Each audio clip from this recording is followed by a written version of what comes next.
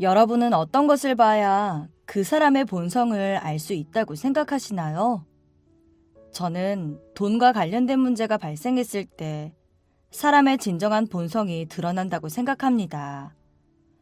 돈이라는 것이 그 사람의 삶의 가치를 나타내는 중요한 요소라는 사실을 저는 너무 늦게 알았어요. 저에게는 짧지 않았던 연애와 결혼 생활 동안 제대로 알지 못했던 남편의 본성을 제대로 본 큰 충격과 같은 사건이 있었는데요. 지금부터 그 이야기를 썰맘 채널에서 풀어볼까 해요. 저희 엄마는 집안의 막내였던 저를 낳고서 지병으로 일찍 돌아가셨습니다. 이에 친정아빠는 엄마의 빈자리가 느껴지지 않을 만큼 제게 최선을 다해주셨어요. 아빠는 많이 배우시지는 못했지만 사업 수완이 좋으셔서 손대는 사업마다 이익을 보셨는데 레스토랑, 골프장을 비롯해 상가 여러 채도 갖고 계셨죠. 제가 대학에 진학할 때 아빠는 크게 될 사람은 꼭 큰 물에서 공부해야 한다며 서울살이를 고집하셨고 그때 난생 처음 집을 떠나 외로운 서울 생활을 시작했습니다. 남편은 같은 학과 2살 많은 복학생으로 학교에서 만났어요. 서울에는 아는 사람이 없어 늘 집, 학교, 도서관 이렇게만 다니던 저를 남편은 서울의 유명한 곳이나 맛집을 자주 데리고 갔었죠.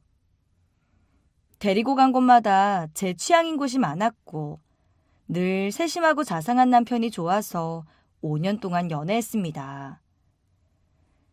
제가 먼저 취업을 하고 남편은 쉽사리 취업이 되지 않았는데 그 이유가 남편은 대기업 취업을 고집했기 때문입니다. 오빠, 대기업도 좋지만 들어가기가 너무 힘드니까 일단 중소기업에 취업했다가 경력 쌓고 이직을 해보는 건 어떨까? 중소기업에서 대기업 이직은 쉽나? 조금 늦게 입사하더라도 처음부터 대기업에 입사해야지. 그리고 취업하면 바로 너희 집에 인사 가서 결혼 허락 받고 싶은데 그러려면 아무래도 대기업이라는 타이틀이라도 갖고 있어야 하지 않겠어? 너도 알다시피 우리 집 형편이 그리 여유 있지가 않잖아. 집에서도 은근 나 좋은 데 취업했으면 하셔. 대기업은 신입사원 채용이 자주 나오지도 않았는데 그럼에도 불구하고 남편은 중소기업은 아예 이력서 넣을 생각도 하지 않았네요. 그래도 끈질기게 취업문을 두드린 결과 1년이 좀 지난 후 남편은 누구나 다 아는 대기업에 취업했습니다. 직장인들의 연애는 돈 없던 학생 때보다는 좀 더 여유로울 거라고 생각했지만 취업 후에도 남편은 데이트 비용을 부담스러워했어요. 오빠, 여기 벚꽃이 정말 예쁘다는데 우리 벚꽃 잘 보이는 레스토랑 예약해서 오래간만에 맛있는 것 좀 먹을까? 여기? 어디 보자. 에? 밥 한 끼에 얼마라고? 여기 음식도 유명하고 레스토랑에서 벚꽃이 잘 보인대. 아마 장소값도 음식 가격에 들어있지 않을까? 아니, 아무리 그래도 뱃속에 들어가면 다 똑같은데 너무 비싸. 우리 분수에 맞게 벚꽃 구경 갔다가 네 오피스텔에 가서 치킨이나 시켜 먹자. 어때? 좋지? 괜히 그런 데 갔다가 사람들한테 치이기나 하지. 우린 편하게 집에서 먹자. 학생 때야 용돈 뻔하니 저도 분식 먹고 길거리 간식 사 먹어도 괜찮았어요. 하지만 이제는 1년에 한두 번은 저도 남들처럼 분위기 좋은 곳에서 밥 한번 먹고 싶은데 남편은 그럴 때마다 돈거리며 다음에 돈 많아지면 가자고 하더라고요. 시댁은 형편이 별로 좋지 않았는데 한 번은 제게 지나가는 말로 월급에서 매달 얼마 정도는 부모님 생활비로 드린다고 말했습니다. 어버이날이나 부모님 생신날, 그리고 여동생 등록금을 내는 날이면 본인 생활비도 빠듯하게 쓴다고요. 그래서 둘이 데이트를 할 때면 본의 아니게 제가 더 많이 데이트 비용을 내곤 했네요. 취업 후 얼마 지나지 않아 저희는 친정아빠한테 결혼 허락을 받기 위해 집으로 내려갔습니다. 아빠는 부모님을 경제적으로 책임지는 집안의 장남이라는 조건을 마음에 들지 않아 하셨어요. 하지만 싹싹하고 생활력이 강해 보인다며 결혼을 허락하셨죠.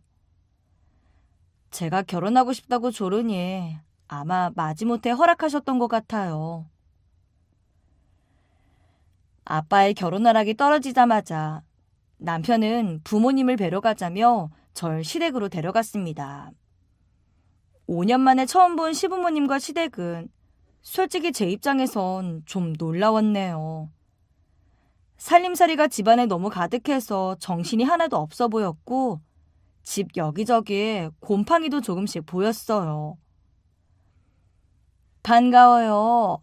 내가 현우한테 어차피 가족들 사이인데 처음부터 체면치레하면 안 된다고 우리 사는 거 그대로 보여주게 집에서 만나자 했어요. 아가씨 집은 좀 잘 산다고 들었는데 우리 집은 좀 좁죠? 아니에요. 그런 말씀 마세요. 저희 집도 비슷해요. 밥을 먹고 과일을 내오신 시어머니는 솔직함을 넘어서 많이 당황스러운 얘기를 하시는 게 아니겠어요?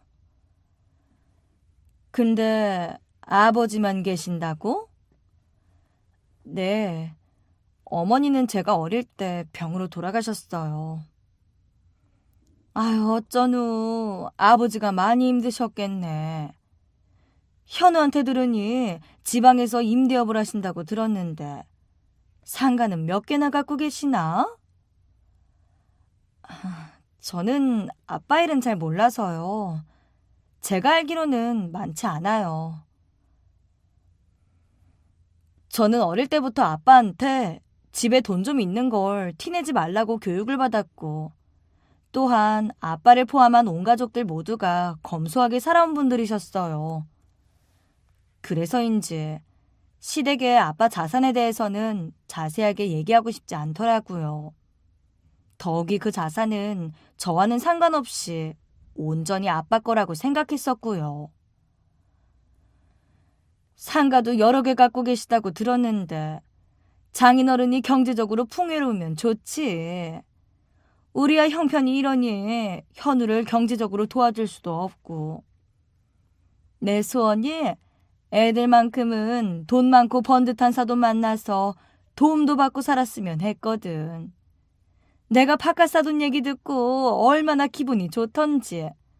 아유, 우리 현우가 장인 덕 보고 살게 됐다니. 네? 그게 무슨... 엄마, 지금 무슨 말을 하는 거예요? 아직 결혼도 안 했는데 무슨 덕 볼 생각부터 하고 있어요. 아, 왜? 이 집은 아들은 없고 딸만 셋이라며. 그럼 사위가 아들이나 친비 없지. 자식이 어려우면 부모가 나서서 도와주는 게 당연한 거야. 부모한테 돈 받는 게 절대 부끄러운 게 아니다. 시어머니는 제가 자리에서 일어날 때까지 친정부모나 시댁부모나 다 친부모처럼 생각해야 한다고 저에게 자꾸 강조하셨습니다. 그러면서 남편의 여동생 대학 등록금이나 생활비도 지금처럼 너희들이 좀 보태줘야 한다며 둘이 벌면 그렇게 생활이 빠듯하지 않을 거라고까지 얘기하시더라고요. 시댁을 나와 집으로 돌아오는 길에 문득 궁금해져 남편에게 물었죠. 오빠, 부모님께 돈 드리는 건 괜찮은데 매달 얼마나 보내드려야 돼? 결혼하면 내가 가계부도 써야 할 텐데 미리 알아야지. 지연아, 그게 왜 궁금해? 내 월급으로 보내드리는 거야. 그리고 결혼해도 난 경제권 너한테 넘겨줄 생각 없는데?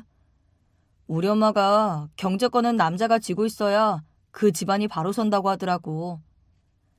나 돈 허투루 안 쓰는 거 알지?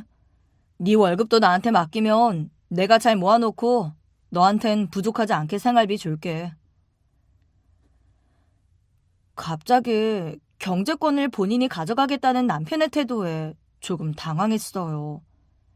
하지만 어린 나이에 돈 관리는 골치만 아플 것 같아 저는 남편에게 제 월급을 포함한 경제권을 다 넘기고 일정 금액의 생활비만 받았습니다. 결혼할 때도 남편과 제가 모은 돈이 부족하자 신혼집 전세금도 아빠가 거의 다 마련해 주셨어요. 그렇게 여차저차 결혼을 하고 신혼생활을 시작했네요. 그런데 얼마 후 신혼집에 시댁 식구와 친정아빠를 초대한 날 시어머니는 또 한 번 사고를 치셨습니다. 신혼집을 이리저리 둘러보던 시어머니는 아휴, 근데 바깥 사돈도 참 이왕 해주실 거 집을 사서 주시죠. 나중에 전세금 올려줘야지, 여차하면 이사해야지. 애들 골치만 아파지는데. 어머니, 전세금 마련해 주신 것만 해도 저희 입장에선 많이 받은 거예요. 솔직히 오빠랑 저랑 돈 버는 다 큰 성인인데 부모님 돈 받는 게 자랑도 아니잖아요. 어머나 아가, 요즘 젊은 애들이 얼마나 돈 모으기가 힘든데. 우리야 안 되지만 바깥 사도는 여유도 있으신데 집 사주시는 돈쯤이야 푼돈이지 푼돈. 안 그래요? 시어머니의 아나무인 같은 말에도 아빠는 딸을 생각해서 웃으며 넘기셨습니다. 사돈, 저도 다 생각이 있지 않겠습니까? 젊은 애들이야 목적도 있어야 돈도 더 열심히 모으고요. 나중에 진짜 애들이 힘들 때 그때도 제가 설마 가만히 있겠습니까? 엄마, 장인어른이 다 생각이 있으시다는데 그만해요. 내 친구들도 놀러와서 이 동네 전세도 비싸다고 얼마나 부러워하는데요. 잠시 어색했던 분위기는 아빠와 남편의 말로 풀어지고 그날은 어찌하여 잘 넘어갔어요. 그런데 그 뒤에도 시어머니는 대놓고 친정은 잘 사니 신경 쓰지 말고 시댁에 잘하라고 귀에 딱지가 않도록 얘기하셨습니다. 거기에 더해 수시로 저희 집에 와서 냉장고도 뒤지시고 제 화장품이나 제 옷장도 마음대로 열어보시더라고요. 아가, 냉장고 열어보니 좋은 한우가 있던데 친정에서 보낸 거니? 아유, 너희 둘이 사는데 사돈이 많이도 보내셨다. 좋은 고기는 그때 다 못 먹고 냉동실에 들어가면 맛 없어져. 너희들이 실컷 먹어도 이 정도면 될 테니 나머지는 내가 가져가마. 괜찮지? 너도 이 고기 먹을 때 우리 생각나지 않겠니? 거기에 철없는 시누이는 시어머니랑 꼭 같이 와서 제 옷이며 가방을 탐내며 스트레스를 받게 했어요. 언니, 저 이번에 소개팅 나가는데 변변한 가방 하나가 없어요. 오빠가 사준 것도 너무 오래되었고. 그래서 말인데 옷장 열어보니 이번에 신상 명품백 있던데 그거 저 좀 빌려주면 안 돼요? 아가씨, 그건 저도 한 번도 안 들었던 거예요. 이번에 제 생일이라서 친정아빠가 백화점 가서 큰맘 먹고 사주신 건데 그걸 빌려주는 건 좀 그래요. 넌 네 시누이가 불쌍하지도 않니? 너처럼 능력 있는 부모가 없어서 변변한 가방도 하나 없고 내가 이런 말까지 해야겠니? 너도 참 너다. 달라는 것도 아니고 한번 빌려달라 그러는 건데 가족들이 왜 그렇게 매몰차게 구니? 남도 아니고. 넌 언니들한테도 선물 많이 받잖아. 얜 하나 있는 오빠가 냉큼 결혼해버려서 이 와이프 눈치만 보고 있으니. 어머니, 저도 대학생일 땐 명품백 없었어요. 그리고 대학생 때는 수준에 안 맞게 명품백 들고 다니는 게 더 꼴불견이에요. 그리고 제가 결혼할 때 아가씨가 갖고 싶다던 명품백 하나 사주었고요. 언니, 어떻게 그것만 주구장창 들고 다녀요? 그리고 남들 다 사주는 백 하나 사주면서 뭘 그렇게 생색내요? 그래, 얘. 넌 하나뿐인 신우이한테 무슨 말을 그렇게 하니? 뭐, 수준? 가방 하나 빌리면서 수준이란 소리까지 들어야 하니? 가난한 우리 수준엔 명품 가방들 자격도 없다는 거야? 어머니, 그게 아니라요. 두 사람이 하도 난리를 치는 바람에 저는 어쩔 수 없이 일주일만 딱 쓰고 돌려달라는 얘기와 함께 아빠가 생일 선물로 사주신 명품백을 신우이에게 빌려주었습니다. 하지만 3주 만에 겨우 명품백을 돌려받으면서 그걸 꼭 받아야겠냐며 있는 사람이 더 지독하다는 말까지 덤으로 들어야 했죠. 시부모님은 자기가 남편을 낳고 키워냈으니 제가 본인을 돕는 게 당연한 거라고 생각했어요. 본인들이 저한테 요구하는 것은 너무나 당연한 일이며 우리는 가족이니 친정아빠가 주시는 모든 것은 뭐든지 시댁 식구들과 함께 나눠야 한다고 하는 겁니다. 솔직히 그때는 거지근성이란 생각까지 들더군요. 그러던 중 남편이 출장에서 다녀오는 길 교통사고가 크게 났고 남편은 그로 인해 3개월간 회사에서 유급휴가를 받게 되었습니다. 친정아빠는 막내 사이가 혹시나 교통사고 후유증이라도 생길까 노심초사하며 전국에서 유명하다는 한약과 온갖 산해진미 음식을 집으로 보내셨어요. 하지만 시어머니는 아빠께서 보내신 보약과 음식을 보더니 고마워하기는커녕 한숨을 푹 내쉬며 이렇게 말씀하시는 게 아니겠어요? 아유, 너희 아빠는 자식이 진짜 필요한 게 뭔지 잘 모르시는 것 같다. 저번에 신혼 전셋집부터 그러시더니. 네? 그게 무슨 말씀이세요, 어머니? 아니, 그렇잖아. 이깟 보약이나 음식 몇 푼이나 한다고. 그냥 애들 마음 편하게 생활비로 턱하니 주시지 말이야. 아파서 일도 못하는데. 어머니, 저희 생활비를 왜 아빠가 주세요? 현우 씨 유급휴가라 월급도 나오고요. 병원 치료비도 보험사에서 나오고 생활비라면 저도 버는데요. 누가 돈이 없어서 받니?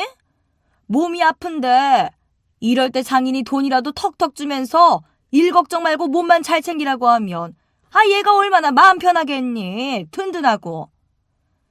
가만 보면 돈이 없으신 양반이 아닌데 은근히 자식한테 돈 쓰는 걸 아까워하시는 것 같아. 사위는 자식 아니라고 생각하는지. 혹시나 너 말고 너희 언니들한테 그 많은 재산 다 상속해 주시는 거 아니겠지? 너랑은 그런 얘기 안 하시니? 급기야 상속 얘기까지 꺼내시는데 대꾸할 기분조차 나지 않았고 아무 말 없이 시댁을 나와버렸습니다. 남편은 결혼 전 저희 집안 사정이나 부모님 직업에 대해서 물어본 적이 단 한 번도 없었던 사람이었어요. 그래서인지 더욱 자꾸 저희 집안 사정이나 아빠의 재산에 대해서 관심을 갖는 시댁 식구들의 태도가 너무 힘들었습니다. 반대로 저는 남편에게 시댁의 형편에 대해 푸념조차 해본 적이 없었습니다. 이런 제 속마음이라도 말하려고 치면 남편은 제가 자기 집을 무시하는 것 같다며 화를 내기도 했거든요. 사고 이후 체력이 부쩍 떨어져서인지 남편은 잘 다니던 회사를 그만두고 싶다는 말을 했습니다. 시어머니의 남편까지 며칠을 벙어리 냉가슴으로 앓다 아빠에게 전화해 하소연을 하고 말았네요. 그리고 며칠 뒤 아빠가 전화하셔서는 직장 근처니 잠깐 보자고 하시더군요. 아빠, 평일 낮에 무슨 일이세요? 무슨 볼일 있으셨어요? 별일은 아니고 우리 막내 얼굴 보러 왔지. 최서방 몸은 좀 어떠냐? 많이 좋아졌어요. 유급휴가도 끝나가는데 이제 회사 복귀해야죠. 네 남편 말이다. 교통사고는 후유증이 무섭다는데 그 회사가 일이 좀 많아야지 말이야. 그래서 말인데 아빠가 네 몫의 유산을 좀 미리 줄까 싶은데. 그게 무슨 말이에요? 무슨 유산이요? 아빠가 왜 나한테 유산을 줘요? 아, 이놈아, 넌 내 자식 아니냐? 네 언니들 목도 다 있어.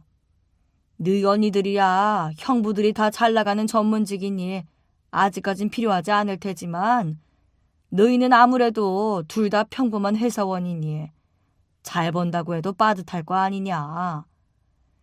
어차피 너 줄 요산 미리 좀 당겨주고 그거 갖고 너도 마음 편해지면 아빠한테 손주도 빨리 보여줄지 누가 알아. 그러면서 아빠는 갖고 계신 500평짜리 상가를 제 앞으로 증여하시겠다고 하셨어요. 엄마 돌아가시고 평생 힘들게 돈을 버신 아빠께 너무 죄송한 마음에 몇 번이나 거절했지만 아빠는 완강하셨습니다. 또한 상속받게 된 이 상가가 우리 부부의 다툼에 도화선이 될 거라는 생각은 그때는 미처 하지 못했죠. 아빠랑 증여 세무사를 만나기로 한 전날 갑자기 집으로 시댁 식구들이 들이닥쳤습니다. 아니, 사돈이 이렇게 큰 것을 주시려고 했는데 내가 그걸 모르고 바깥 사돈을 오해했지 뭐야. 아유, 세상에 500평이라니. 월세 수입만 도대체 얼마야? 어머니, 앞으로 5년 동안은 상가에서 나오는 월세 수입은 아빠가 가져가실 거예요. 뭐? 아니 왜? 상가를 물려주시는데 왜 상가 월세는 바깥 사돈이 가져가? 아직 여기저기 버리신 사업 때문에 돈 들어갈 때가 많으세요. 그리고 저희도 아직 돈을 버니까 그 상가 월세 없어도 아무 문제 없고요.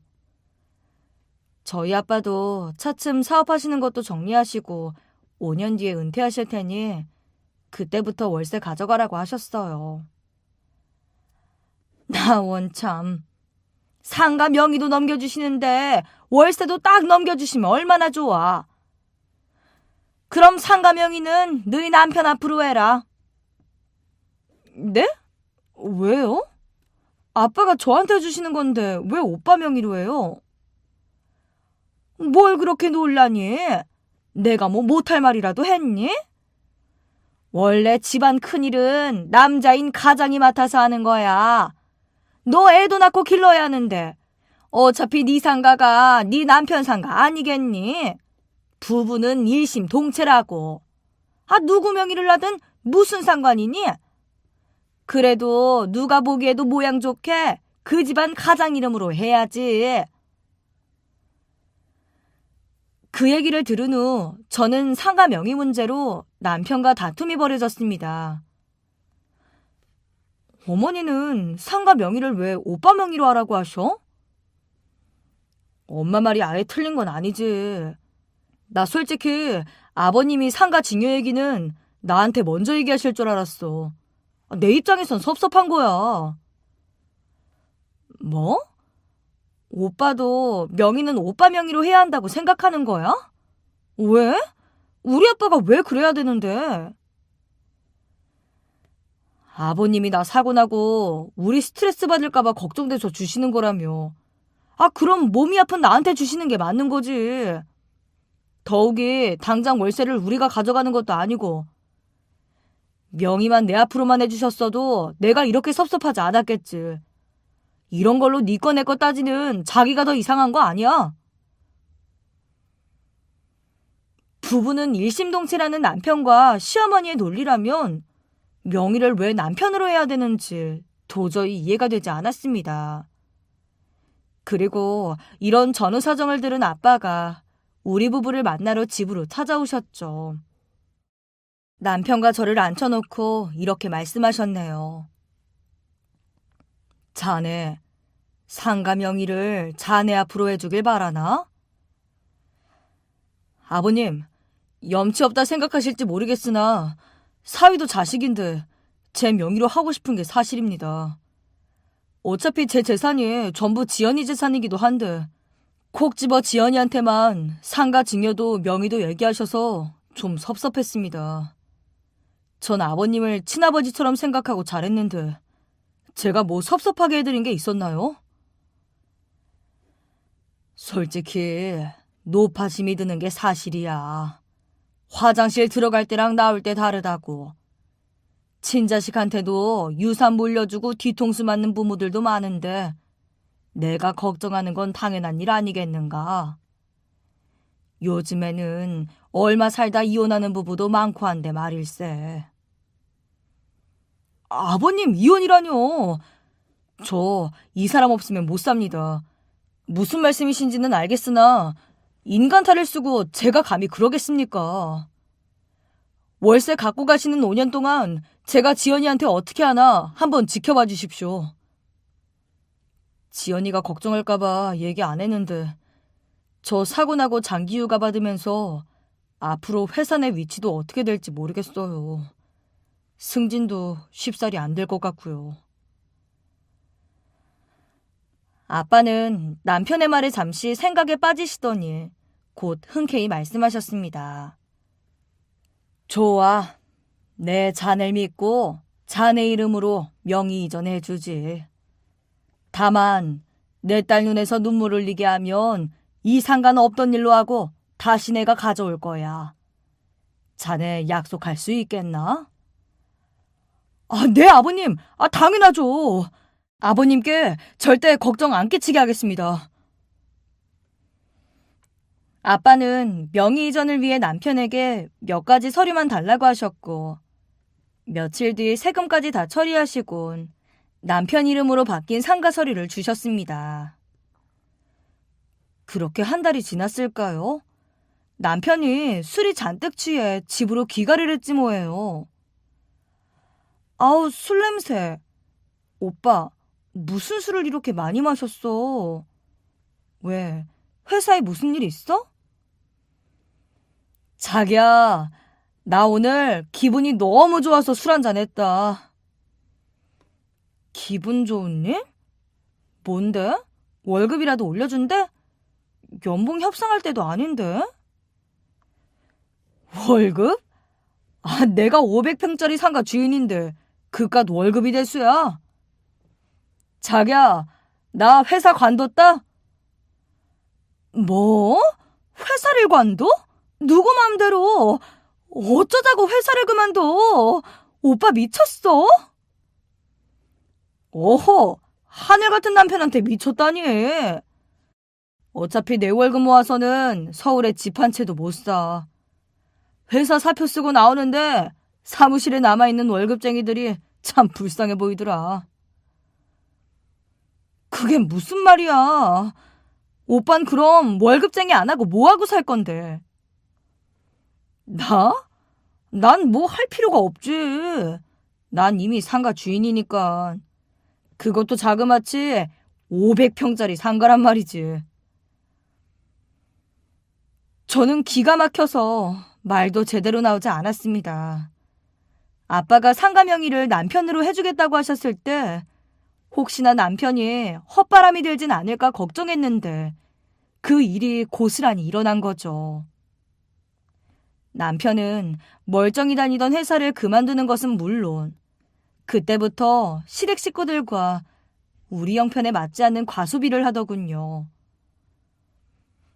오빠, 이건 또 뭐야? 무슨 돈으로 이 비싼 것들을 샀어? 설마 상가만 믿고 우리 형편에 맞지도 않게 과소비하는 건 아니지? 지연아, 우리 형편에 맞게는 솔직히 이 정도는 턱턱 사줘야 되는 거 아니냐? 아참, 나 오늘 세차 계약했다. 살면서 한 번은 몰아보고 싶었는데 퇴직금이랑 뭐 자동차 대출 좀 받고 나머지는 할부로 구매했어. 뭐? 뭘 해? 결혼할 때 산 차도 거의 새 차인데 차를 왜 또 사? 그리고 내가 지난번에 퇴직금 언제 나오냐고 물어봤을 때 좀 더 있어야 한다고 했잖아. 넌 남편이 500평짜리 상가 주인인데 왜 그렇게 돈돈거리냐? 좀 누리면서 살자. 어차피 명의는 내 거고 5년 뒤에는 월세도 고스란히 우리께 될 텐데. 상가가 자신의 명의가 되자 과거 연애 시절 몇천 원도 꼼꼼히 따져보며 소비하던 남편은 사라져버리고 어느새 졸부의 모습만 보이더군요. 속상한 마음을 터놓을 곳도 없어서 일에만 파묻혀 지내고 있을 무렵 아빠에게서 다급한 전화 한 통이 걸려왔습니다. 여보세요? 지연아, 아빠가 이런 말해서 정말 미안한데 너희한테 해준 상가 말이다. 이번에 아빠 사업이 좀 힘들어져서 말이야. 그거 좀 처분해서 아빠가 급한 불 좀 끄면 안 될까? 아빠, 그게 무슨 말이에요? 얼마나 급한데요? 아니, 금액이 얼만데요? 아빠는 괜찮은 거예요? 상가는 아빠가 필요하면 당연히 팔아야죠. 제가 오빠한테 얘기할게요. 그게 말이다. 최서방한테는 내가 얘기를 꺼냈는데 너랑 상의해본다고 하더니 오늘 전화 와서는 네가 결사 반대한다고 하더구나. 네가 싫다고 한 거 아니야? 그게 무슨 말이에요? 아빠, 나 지금 처음 듣는 얘기고 들었다면 당장 처분하자고 했을 텐데. 아빠는 제 얘기를 들으시곤 남편과 대화 중에 본인이 잘못 들은 게 틀림없다고 절 안심시켰어요. 사실 확인을 위해 조퇴를 하고 집으로 향하면서 아닐 거야. 아니어야 한다는 생각만 했던 것 같아요. 그렇게 집에 먼저 와서 남편이 오길 기다리고 있는데 남편과 시어머니 그리고 시누이가 들어왔습니다. 제 속이 까맣게 타들어갔는지도 모르고 백화점에서 쇼핑을 했는지 명품 쇼핑백을 주렁주렁 들고서요. 오빠, 나랑 얘기 좀 해. 아빠한테 전화 받았는데 내가 상가 파는 걸 반대한다니 그게 무슨 말이야? 왜 우리 아빠한테 내 핑계 대면서 거짓말했어? 나한테는 왜 얘기 안 하고 숨겼냐고. 자기야, 진정 좀 해. 우리 이제 들어왔는데. 그래. 아버님이 돈 급하다고 상가 건물 좀 내놓자고 해서 내가 싫다고 했어. 명의 넘기셨으면 이제 아버님 건물도 아닌데 본인 돈 급하다고 팔자고 하셔? 뭐? 돈 한 푼 보태지 않고 상가 받아놓고 정말 1억이야? 섭섭한 마음은 이해해. 내놓기 싫겠지. 근데 아빠 정말 급하신가 봐. 살면서 아무리 힘들어도 우리한테 돈 얘기 꺼낸 적 없으신 분이야. 그런 분이 얘기 꺼내신 거면 정말 급한 거라고. 저는 거의 울다시피 남편을 설득하기 위해 애를 썼습니다. 근데 그때 늘 우리는 가족이다. 가족은 서로 돕고 살아야 한다. 우리 아빠한테 받은 것도 시댁과 나눠야 한다던 시어머니의 말에 저는 쓰러지다시피 주저앉았습니다. 줬으면 거기서 끝인 거야. 그래도 얼마나 다행이니? 처음에 너희 아빠가 네 명의로 한다는 걸 내가 혹여나 이런 일이 생길까봐 우리 아들 명의로 하자고 한 거야. 네 명의였으면 너희 아빠가 상가 처분하는 거 물어보기나 했겠니? 그나마 우리 아들 거니? 솔직히 남이라고 치면 남이니 이렇게 함부로 처분할 수 없었던 거야. 네? 어머니, 지금 그게 무슨 말이세요? 남의 거요? 언제는 사위도 자식이라면서요. 가족은 무조건 서로 도와야 한다고 말씀하신 건 어머니잖아요. 악에 바친 저는 소리를 치기 시작했고 남편은 그런 저를 확 밀치며 말하더군요. 그래서 뭐 어쩌자고? 그 상가 건물 팔자고? 내가 싫다면 어쩔 건데? 뭐? 내가 이렇게 애원하고 우리 아빠가 부탁하는데 그걸 거절할 거라고? 당신 나중에 어떡하려고 그래? 이 죗값을 어떻게 받으려고? 이 거지 같은 게? 거지 같은 년 필요 없으니 당장 썩 꺼져라. 아, 뭐해? 당장 내 눈앞에서 사라지지 않고. 어머니, 뭐라고요?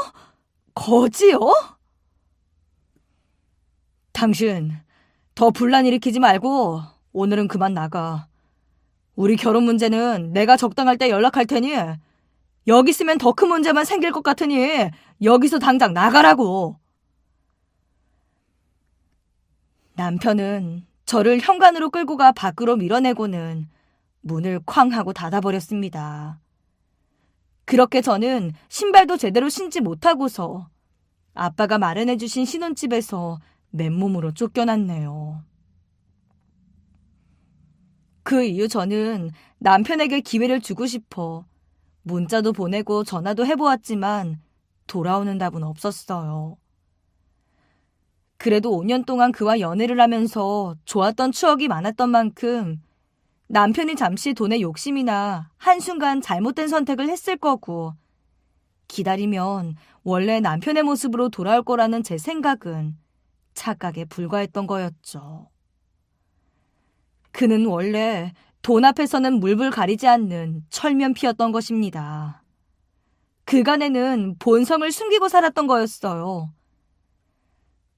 그 사실을 이제 와서 깨닫자 그간의 마음고생이 허무하게 느껴지더군요. 저는 남편과 이혼한 후 회사를 그만두고 아빠 사업을 같이 도왔습니다. 다행히 아빠는 사업을 하시면서 주변의 평판이 좋았고 여기저기서 아빠의 재기를 위해 도와주셨죠. 몇 달 뒤 저는 일을 하러 간 식당에서 2번 다시 만나고 싶지 않은 낯짝들을 보게 되었습니다. 손님들한테 나가는 음식을 정리하고 있을 때 어떤 룸에서 큰 소리가 나기 시작하더군요. 아니, 음식이 왜 이 모양이야? 내가 우리 애 상견례 한다고 미리 말하지 않았어? 내가 지난번에 맛있다고 부탁한 그 음식은 왜 안 나오고?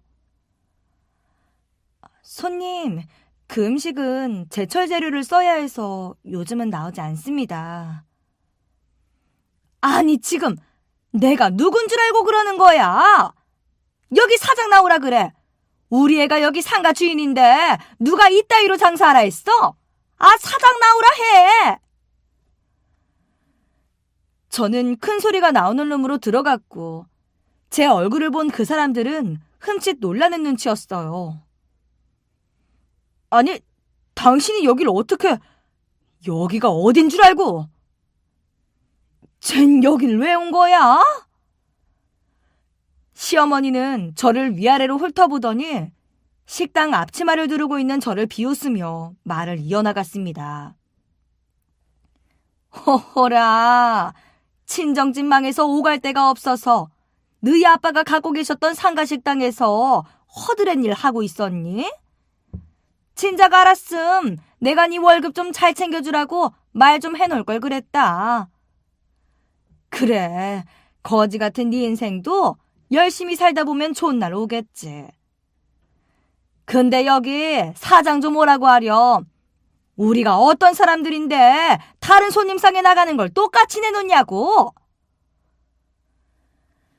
그때 룸 안으로 한 남자가 들어와서는 저를 불렀습니다. 대표님, 9호점에 가실 시간 다 되었습니다. 여기는 다 확인하신 것 같으니 그만 이동하시죠. 대표라는 제 직함을 들은 시어머니와 남편은 입을 떡 벌리곤 다물지를 못하더군요. 이게 무슨 소리야? 당신이 대표라니? 여기 식당 사장이 당신이었어? 식당 사장? 무슨 소리야? 나 식당 사장 아니야. 그냥 여기 식당 프랜차이즈 본사 대표일 뿐이지. 가맹점 점검차 다니는 중인데 뜻하지 않게 당신을 만났네? 당신이랑 당신 가족들이 그때 본색을 드러내줘서 나 정신 차리고 이악 물고 우리 아빠 사업 재기하게 도왔잖아. 그럼 상견례 잘하고 좋은 시간 보내. 뭐라고? 회사 대표? 말도 안 돼. 거짓말이지? 쫄딱 망했다 들었는데 무슨 수로 회사 대표가 돼? 응? 시어머니는 그 자리에서 털썩 주저앉아 거품을 물며 가슴을 치기 시작했습니다. 저는 시어머니의 우스꽝스러운 광경을 잠시 지켜보다 룸을 나오기 전 어리둥절해하는 시누이 예비사돈들에게 그간의 사연을 말씀드렸어요. 많이 놀라셨죠? 초면에 죄송합니다.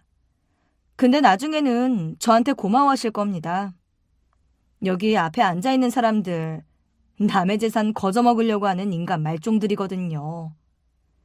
저 인간은 바로 여긴 저희 아빠 상가를 지 앞으로 해달라고 하더니 명의가 바뀌자마자 저를 버린 인간 말종이고요. 여기 아주머니는 아들 하나 믿고 평생 돈 벌 생각이 없는 거지 같은 인간이에요. 저 딸도 마찬가지고요. 저는 딱 그 한마디만 하고는 방을 나와 곧장 대기시켜놓은 차를 타고 그 자리를 떠났습니다. 차를 타고 가는 동안 행복한 결혼 생활을 하진 못했지만 또 한편으로는 천운이라는 생각을 했네요. 그런 일을 겪지 않았다면 여전히 그 집안에서 이용당하며 거지 취급을 받고 살았을지도 모르니깐요. 여러분들은 부디 돈 때문에 소중한 사람을 잃는 그런 어리석은 일은 안 겪으셨으면 합니다. 오늘의 썰맘 사연에 여러분의 소중한 댓글 기다리면서 구독, 좋아요, 공유는 물론 알람 설정도 부탁드립니다. 그럼 오늘도 함께 읽어주셔서 감사합니다.